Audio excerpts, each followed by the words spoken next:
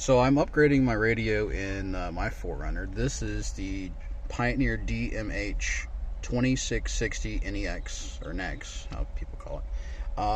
This radio, it's basic. It has HD radio, CarPlay, Android Auto. But you probably noticed I've got this guy plugged into the back. This is my old Sony RM-X2S.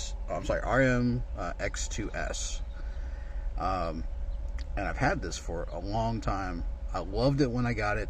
I've had it for more than 20 something years when I actually ran a Sony head unit. Sony head unit, it went to shit, but still have the joystick. And the joystick does seem to work on the Pioneer. It actually works pretty well. Most of the functions, there's the volume,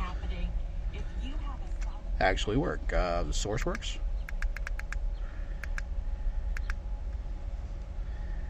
You have the presets that you can go to the next preset, you can go to the previous preset, that works. You can go to the next frequency, you go to previous frequency by pushing the volume knob down and turning. You've got a couple other buttons on the side here. I think this one is one of the ones that does nothing. I'm not sure, maybe it's for a different function that's just not on radio. I haven't tried everything out yet. And then this other one here is to turn your head unit off, and that doesn't do anything. This one does blink your display, which is cool. This changes your band, and I believe when I had the Sony, it changed the disc I think you had. The mute works.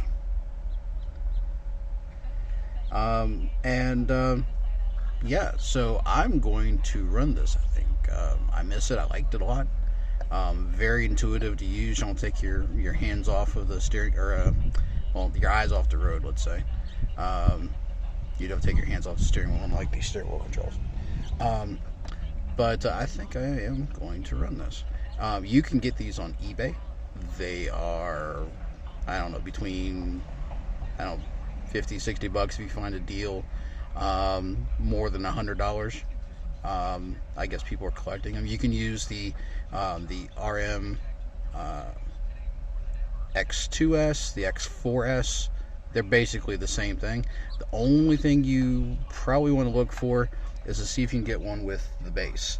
I'm missing a bass, but most of the ones on eBay are missing the bass. If you get one with the bass, it's a little bit more. I'd like to see if somebody could make one. Sony obviously doesn't make these remotes or the bases or anything for them anymore, but it does work. And if you like the intuitive control, it works on the Pioneer, which is a weird flex, but okay, works for me.